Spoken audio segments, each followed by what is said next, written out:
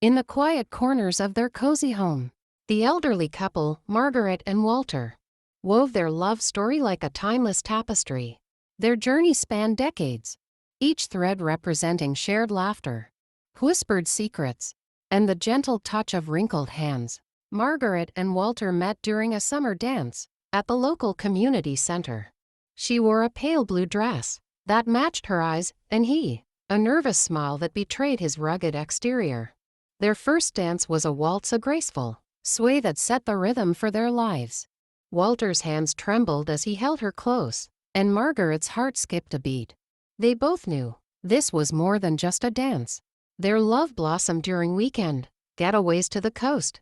They'd pack a picnic basket with crusty bread, cheese, and a bottle of red wine. Hand in hand, they'd walk along the shore, collecting seashells, their whispers from the ocean. Margaret believed that each shell held a memory, and Walter would listen, smiling, as she recounted tales of mermaids, lost ships, and eternal love. Their backyard became a canvas for promises. Walter planted roses, their petals, soft as Margaret's touch. Each bloom represented a vow. I'll always make you laugh. I'll hold you when you cry. I'll be your anchor in life's storms. Margaret tended to the garden, nurturing not only the flowers, but also their shared dreams. She believed that love was like a rose, beautiful, but with thorns that reminded them of life's challenges. As the years passed, their bookshelves overflowed with stories.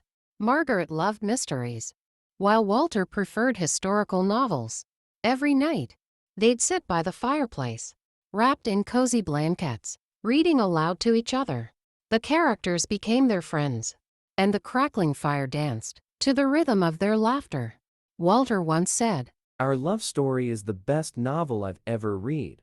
Margaret was an artist, and Walter was her muse. She painted him in every season, planting tulips in spring, raking leaves in autumn, shoveling snow in winter. Walter would watch her work, his eyes filled with pride. "You capture my soul," he'd say, and she did, the lines etched by time, the wisdom in his gaze, and the love that transcended mere brushstrokes. On clear nights, they'd sit on the porch swing, gazing at the moon. Walter believed that the moon held secrets, the kind only lovers could understand. They'd share stories of their youth, their children's laughter, and the quiet moments when words weren't necessary. Margaret once whispered, "Our love is like the moon, sometimes hidden, but always there."